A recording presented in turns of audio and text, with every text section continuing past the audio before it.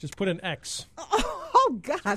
Put your mark on the line. No. I think you guys should really bring that to the school board, because that's important. Penmanship is important. I don't think how much we advance in technology, you still need to be able to read printing as well as cursive writing. Yeah, I mean, I remember the nuns at St. Cyril Methodius School coming in, drilling you with a ruler because you did, your cursive wasn't, or your handwriting was not clear enough and was not presentable enough. Mm-hmm. Well, back in the day, you didn't have to worry about typing either. Let me ask you it this way: you obviously have a certain amount of hours in a school day, a certain amount of hours in a month and a year.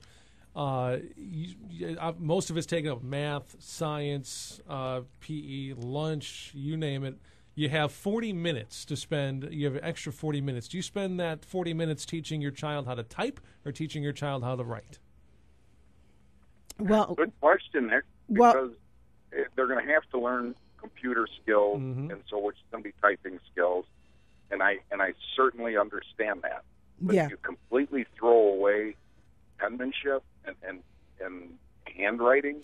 Well, at the K through, actually preschool now, preschool through fifth grade or so, that's a focus. The reading, the writing, the arithmetic is a focus. Writing sort of encompassing the penmanship, the cursive writing, as well as sentence structure and things of that nature. So I couldn't imagine a generation of children or adults not knowing how to use a pen or a pencil. How about this? Make the school day longer. Well, fit some of that stuff in there. I've worked in school districts. I don't think the school day has to be longer.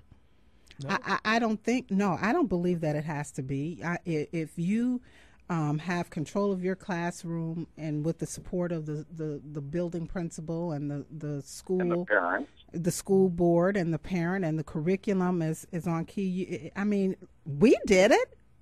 Our school day wasn't longer. I was a A student. Most of my schooling. Mm-hmm. So what worked then, and then think about maybe in Dave's generation where way back in the when they had the one-room schoolhouses and everybody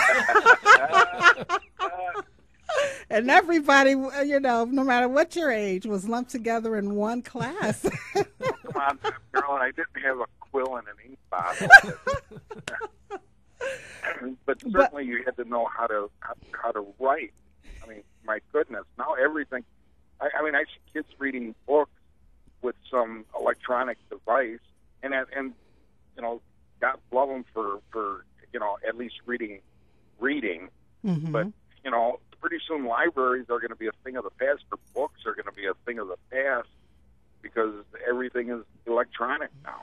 They're not going to know how to pick up a book or go to a library and find out where this book is in a library. You don't need to. You don't need to go to a library. Why do you need to know that right now? Yeah, they have e-books and all of that. And, we have to embrace change, but at the same time, pick our fights. I think learning to print and write in curves is something worth fighting for.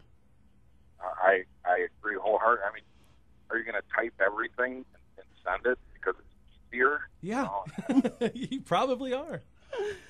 No, I'm too old school. Yeah, I just got married and I had to write thank you notes, right? Mm-hmm, mm-hmm. I don't know about you guys, but when I write, it's kind of like a hybrid of cursive and printing. Do you find yourself writing in print all the time or in cursive all the time? No. I think mine is a mixture of both. Yeah, it's a mixture. Mm-hmm. Yeah, it depends on what I'm conveying. I did the same thing with invitations for my mom's birthday party. We had to write out like 70 invitations, and it's in our minds we were thinking, can't we just set up the computer and run these off on the printer? But come on, let's not do away with everything. That personal touch means so much. Well, school supplies used to be pen and paper, or pencil and paper, and now you're going to say, well, don't buy any pencils, don't buy any pens because we're not going to Are you kidding me? I know it. I know it. Well, listen, Dave, we got to run. Thank you so much. All right. But I would fight for that. Thanks a lot for listening. Fight for it. All right. Of course, Dave checking in on our education banter here. All right. So we were talking about this air traffic control situation, and I don't know if you heard it, Nick, but I was kind of bringing people up to speed on technology. We use radar technology now, and what this next gen group is trying to do is replace it with satellite-based technology. So you were talking about what does 20 billion or 22 billion look like when we think of technology on that level. That's, you know, it probably necessitates it, but I think you have to weigh cost versus safety. I mean, it really comes down to safety, doesn't it? Absolutely. Absolutely. But then, you know, we always think the latest technological gadget is the best or the safest. And so here in this case, we'll see it. Now, we still will have the problem of people falling asleep. Yeah. All right. Maybe we just need to get rid of air traffic. No, you need the human. Oh, you need yeah. the human aspect. Yeah, let's not do that. But they need to be awake. I was totally up in arms a few years ago when they started setting up those self-checkout lanes in the grocery stores. I was like, oh my God, I'll never use them. They're trying to replace people. What is the problem? Yeah. But you know, over a period of time, I found myself going over there because what they did was they did exactly what they said they were going to do. Remember one time you go in the grocery store and there would be someone at all the registers? Now you go in the grocery stores, they have 12 lines, 12 registers, and you're lucky if 2 or 3 of them are open with people. And so you're sort of forced to use the self-checkout lines. And, you know, they really are nice, especially when you're in a hurry. But I don't want to see people replaced. I really don't. Not with technology and machines or robots.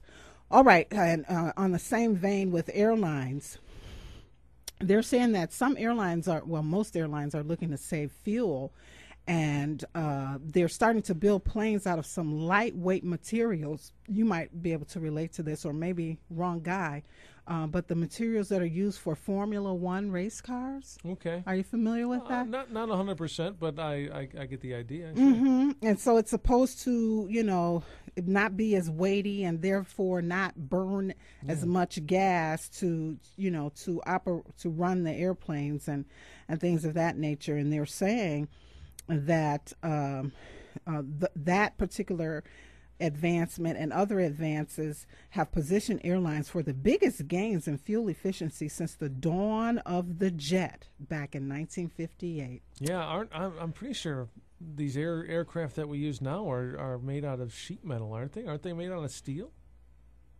I think so. I mean, I could be completely off on that, but I think that is. And if you can replace that material with a stronger, lighter material, hey, you know what? Save some money. That'd be great. And they're saying that the airplane manufacturers have already reduced fuel consumption twice as much as car and train manufacturers. Back in 1980, it took an average of 46 gallons of fuel to fly a passenger 1,000 miles. Now it takes only 22. And by the time they redo all these planes with that new lightweight material, it's only going to take 18 gallons. Great. Okay. All right. And we said all of that to say that 2 airlines at least have raised their fares. We'll talk about that. Maybe. I don't know. We'll have time? I think we'll have a couple minutes. Okay, when we come back after this break.